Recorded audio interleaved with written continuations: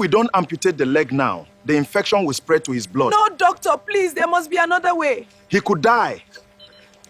The doctors begged the family to agree to the amputation, but they refused. They said herbal medicine would heal him. By the time they finally signed the consent form, he was already in a coma. Mr. Okafor was known everywhere in his neighborhood. Hardworking, always smiling. Even after diabetes changed his life, he is always at his small provision shop greeting customers warmly. But slowly, he began limping. At first, it was just a small wound on his foot, almost harmless, probably from his shoe, his wife said. But diabetes is dangerous that way. Sometimes, a small wound becomes something much worse. Weeks passed. The wound darkened, swelled, started smelling. Still, Mr. Okafor kept walking on it, because he was afraid of hospitals, and his family believed more in traditional remedies. One suggested hot compresses. Another said, doctors always want to cut people's legs, so they delayed. By the time they finally brought him to the hospital, the smell entered the room before he did. His foot was badly infected, dark, swollen, parts already dying. The doctor examined him quietly,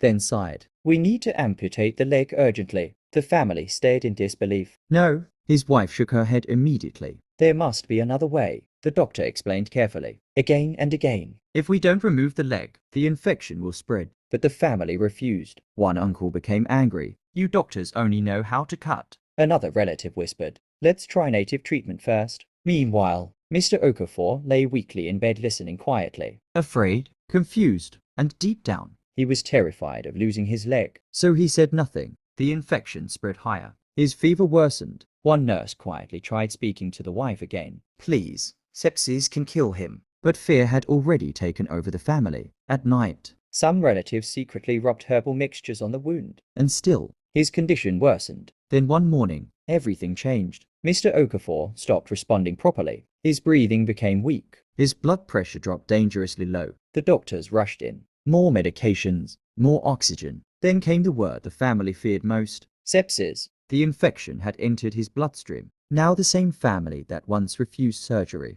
began crying in the corridors. Doctor, please save him. But time had already been lost. Hours later, Mr. Okafor slipped into a coma. The ward became painfully quiet. His wife held his hand crying endlessly. And finally, the family agreed. Please do the amputation. But the doctor's face changed. It was too late. A patient in that condition, too unstable, deep in coma, could no longer safely survive surgery. Silence filled the room, the kind that comes when regret arrives too late. Days later, Mr. Okafor never woke up again. The hospital bed became empty, but the lesson remained heavy in everyone's heart. One nurse later whispered quietly, sometimes, agreeing late is the same as refusing completely.